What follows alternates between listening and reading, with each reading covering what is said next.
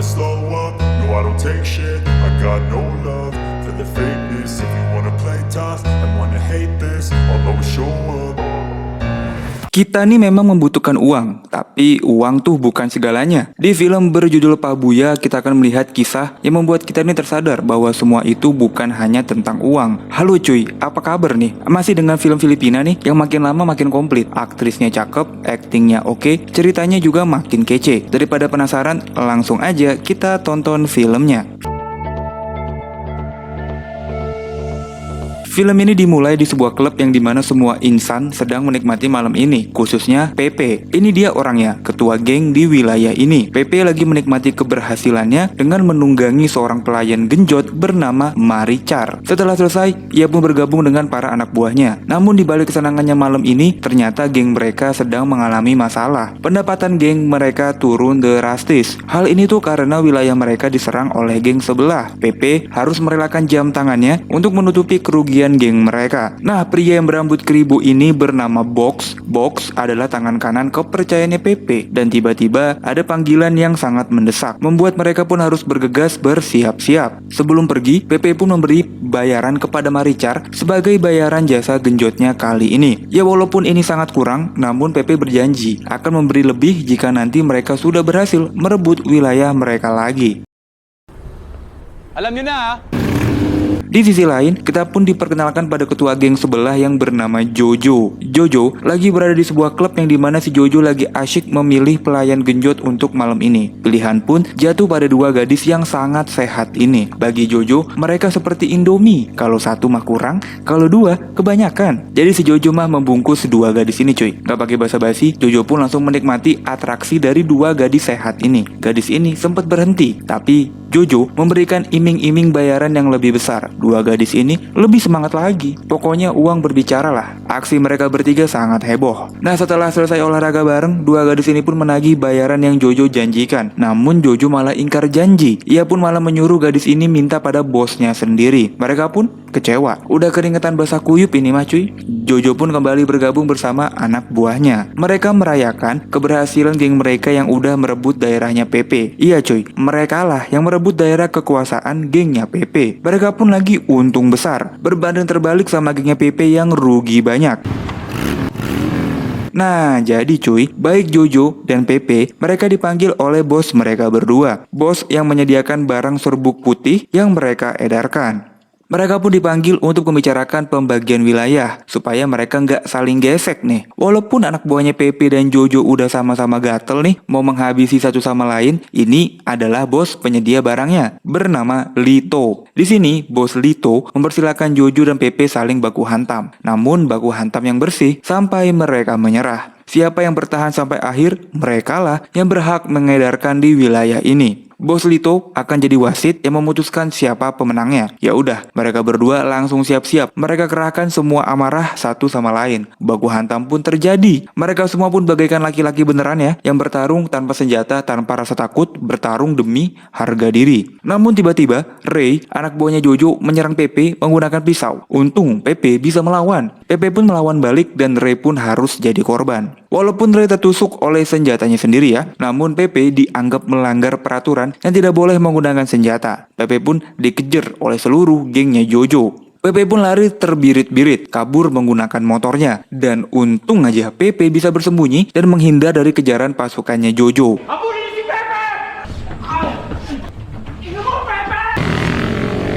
Singkat cerita, kita diperkenalkan pada dua orang gadis yang sedang kebingungan. Ini adalah Bella, dan yang ini adalah adiknya. Jadi, Bella ini terlibat investasi bodong. Duitnya Bella dibawa kabur, yang dimana duitnya Bella itu adalah hasil mengutang dengan orang lain. Alhasil Bella pun harus mengganti dan membayar uang yang sudah ia pinjem. Bukannya untung, Bella malah buntung. Kembali ke Pepe, satu-satunya tempat untuk bersembunyi adalah apartemennya Marichar, si pelayan genjot langganannya Pepe.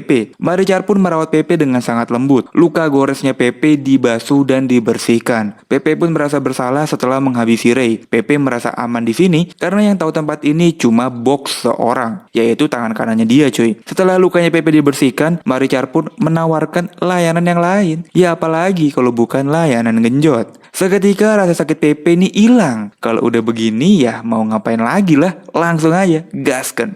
Jadi Maricar melakukan ini tuh bukan karena rasa cinta. Maricar mengincar uang dan harta benda dari Pepe. Maricar langsung aja terus terang bahwa apa yang Pepe berikan ini tidak cukup. Maricar minta uang yang lebih banyak dan juga kendaraan. Boleh juga lu. Ya Pepe pun malah jadi pusing. Baru aja menghabisi orang udah ditagih hal kayak beginian. Akhirnya Pepe memilih untuk membersihkan diri cuy, mandi. Nah di saat Pepe lagi mandi inilah sebuah pesan dari Box masuk nih ke HP-nya Maricar. Jadi ternyata Box berkhianat. Box juga bekerja untuk Jojo. Box menawarkan Maricar uang yang sangat banyak dan juga kendaraan sesuai apa yang Maricar inginkan. Maricar pun goyah imannya saat ditawari hal beginian. Maricar akhirnya ngasih tahu, iya bener Pepe ada di tempatnya. Orangnya lagi mandi, cepatlah kesini kata Maricar. Singkat cerita selesai Pepe mandi, ia pun merasa ada yang gak beres nih dengan gelagat dan tingkah lakunya Maricar. Bener aja pas Pepe buka HP-nya Maricar, Box dan Jojo lagi OTW ke tempatnya. Langsung aja Pepe cabut dari sana. Tapi Pepe tidak lupa membawa beberapa perbekalan. Alhasil saat Box dan Jojo tiba nih di tempat Maricar, mereka hanya mendapatkan sisa kentutnya Pepe aja. Pepe udah kabur. Maricar pun gak jadi deh dapat duit segepok.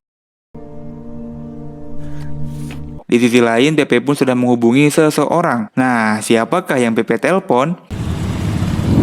Singkat cerita, kasus ini pun sudah ditangani oleh kepolisian. Olah TKP dilakukan, yang ternyata Ray adalah polisi yang menyamar untuk masuk ke dalam gengnya Jojo. Makanya kasus ini tuh benar-benar jadi perhatian kepolisian. Kepolisian pun langsung rapat dan mengeluarkan perintah bahwa mereka harus menemukan pelaku yang membuat Ray lockout dari dunia ini. Foto-foto Pepe dicetak dan kini Pepe resmi jadi orang yang paling dicari di kota ini. Kepolisian pun langsung turun ke rumah warga mencari Pepe. Karena bukan cuma ditugaskan doang, mereka semua ini juga diiming-imingi hadiah uang yang tidak sedikit. Tentu hal ini tuh membuat kepolisian menjadi semangat. Karena kalau di Filipina gaji polisi sangatlah kecil cuy. Jadi mereka harus mencari uang sampingan lagi. Sedih ya cuy, ini mah di Filipina.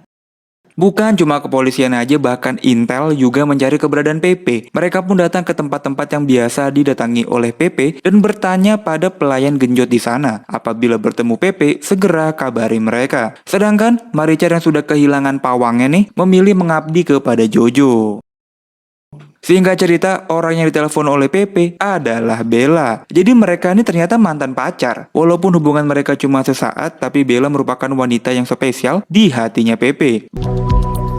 Bella dan Pepe bersembunyi di sebuah rumah di tengah sawah, jauh dari hiruk-pikuk perkotaan, tempat yang sangat cocok untuk bersembunyi. Kalau dibilang layak, ya jelas tidak layak ya. Namun tempat ini udah cukup buat Pepe bersembunyi sementara waktu. Pepe pun minta HP-nya Bella. Pepe trauma nih dengan apa yang terjadi pada Maricar yang berkhianat. Nah, setelah Pepe yakin semua aman terkendali, mereka pun merajut kisah cinta mereka kembali. Cinta lama yang belum kelar ini mah cuy. Bella, apotek tutup, kagak ada obat. Kalau udah begini mah tempat bukan jadi alasan ya. Yang penting bersama orang yang tepat. Mau dibedeng kayak gini juga pasti nikmat. Lukanya Pepe pun diobati dengan sangat tulus oleh Bella. Ya jelas beda lah ya. Yang mengobati dengan perasaan sama yang mengobati cuma karena duit doang. Nah, jadi ternyata mengapa Bella ini spesial? Karena dari hubungannya sama Bella nih, Pepe udah punya anak. Bocil kematian itu bernama TJ. Sudah bersekolah yang dimana oleh karena inilah Pepe selalu menjaga hubungan baik dengan Bella. Singkat cerita, Bella pun akhirnya cerita ke Pepe kalau dia nih lagi terlilit hutang yang gak sedikit. Ya jumlahnya lumayan lah buat bikin kepalanya Bella tuh jadi puyeng. Pepe pun minta Bella buat jangan takut, jangan panik. Pepe minta Bella untuk menulis sama siapa aja nih Bella berhutang. Nanti Pepe yang akan membereskan sisanya. Asli. Walaupun badung ya, walaupun bandel, tapi Pepe ini sangat bertanggung jawab loh orangnya. Kumusta si TJ? Cute talaga ng batang niya.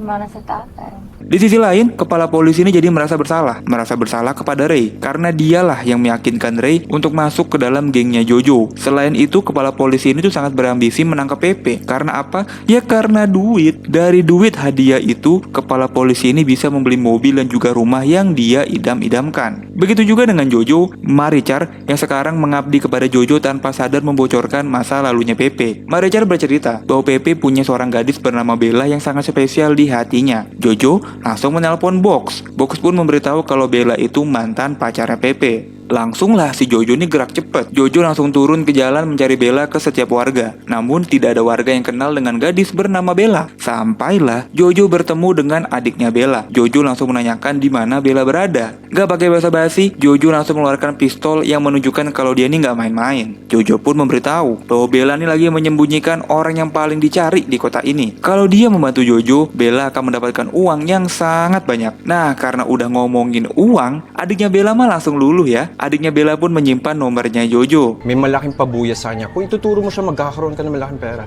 Di sisi lain, Pepe dan Bella ini lagi mengenang kisah cinta mereka. Mereka pun menyesal kenapa waktu itu mereka putus. Dengan keadaan sekarang mereka sudah jauh lebih dewasa, sudah tahu kesalahan masing-masing, membuat mereka ini bertanya-tanya, apakah mereka harus balikan? Romansa cinta pun kembali bersemi di antara Pepe dan Bella. Namun diam-diam, Bella tetap waspada. Bella menyembunyikan HP cadangan di dalam tasnya. Di sana, adiknya Bella ini memberitahu kalau Pepe ini lagi dicari kepolisian. Dan kepalanya Pepe dihargai sangat mahal. Bella pun galau, apakah dia memilih setia kepada Pepe atau berpaling demi uang. Nah, di hari ini Pepe tuh kembali bertemu dengan Bos Lito. Di sini Pepe minta perlindungan. Namun kali ini Bos Lito tidak membantu Pepe. Kali ini Pepe harus menghadapi kasus ini seorang diri. Masa sudah berubah Pepe? Kepalamu dihargai sangat mahal. Berhati-hatilah. Itulah kata-kata terakhir dari Bos Lito yang makin mempertegas nih bahwa Pepe ini udah gak punya siapa-siapa lagi selain dirinya sendiri ya. Di sisi lain, adiknya Bella menghasut supaya menyerahkan Pepe karena inilah cara mereka terlepas dari jeratan hutang. Hadiah Pepe ini sudah lebih dari cukup untuk membayar hutang dan biaya-biaya lainnya. Tapi di sini Bella nih galau banget. Apa iya dia harus mengorbankan Pepe demi uang? Tanpa mereka ketahui nih, Pepe beneran datang ke orang yang ngutang sama Bella. Pepe pasang badan. Ia pun memberikan semua perhiasan dan sisa uang yang dia miliki. Ini semua sebagai ganti bayaran hutangnya Bella. Jangan ganggu Bella lagi, kata Pepe kepada orang ini. Dari bayar hutangnya Bella, Pepe pun menemui anaknya. Ini adalah TJ, anak kolaborasi Pepe dan Bella. Sangat terlihat kalau Pepe ini sangat mencintai anaknya. Di sisi lain, Bella malah ada di kantor polisi. Bella udah siap menyerahkan Pepe. Namun sebelum itu, adiknya Bella nelpon Jojo. Adiknya Bella minta uang DP supaya ia yakin bahwa Jojo nih benar-benar membayar untuk kepalanya Pepe. Ya udah, Jojo kasih tuh uang DP-nya. Dan Bella pun memberikan alamat persembunyiannya Pepe. Polisi langsung gerak cepat menggerebek Pepe. Pepe pun langsung diberondong ratusan peluru yang membuatnya langsung modar. Ratusan peluru yang membuat TJ resmi jadi anak yatim. Ratusan peluru itulah yang membuat Bella resmi jadi janda. Di hari ini, Bella dan adiknya pun mendapatkan koper yang berisi uang segepok yang sudah dijanjikan. Namun, tanpa mereka sadari, Jojo tetap mengintai mereka. Jojo dan kepala polisi langsung menggerebek rumah mereka. Tanpa ampun, Jojo menghabisi Bella dan adiknya yang sedang asyik menghitung uang yang mereka dapatkan. Film pun selesai.